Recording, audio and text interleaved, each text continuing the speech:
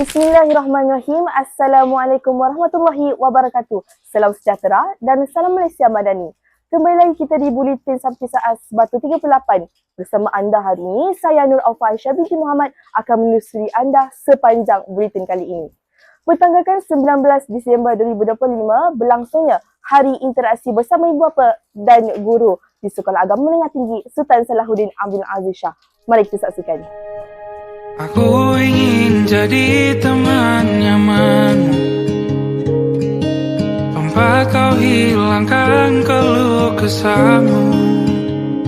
Kita berbincang tak karuan tanpa beban, dan juga hayalan tentang masa depan.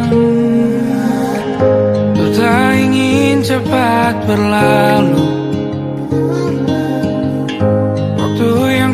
punya denganmu. Kita berdansa dan tertawa gandeng tangan. Semoga bergema sampai selamanya.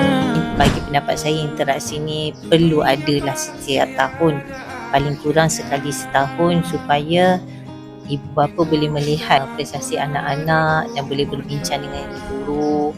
Kemudian kita boleh tengok reaksi anak tu bagaimana. Anak yang dapat prestasi tinggi berbeza sikit lihat muka dia kan. Akan rasa happy, nampak berbaloi, rasa dihargai. Kalau anak yang prestasi dia rendah ni, mungkin akan jadikan dia rasa macam okay, ini pengajaran, tahun depan kena improve. Dan ibu bapa pun boleh berbincang bagaimana cara nak improve anak-anak lah. Semoga anak-anak lebih menghargai peluang yang diberikan, sebab sekolah ini adalah antara sekolah pilihan. Kalau anak-anak tak perbaiki prestasi, dia akan memberi kesan yang besar pada sekolah. Kemudian rasa sangat rugilah sebab kita ada kekuatan guru-guru yang hebat-hebat. Kalau tak manfaatkan, merugikan diri sendiri. Tak gemar sangat pun. Selesa je sebab markah tak adalah teruk sangat. Ajar saya untuk meningkatkan prestasi saya, untuk dapatkan straight A dan masuk kelas first. Terima kasih.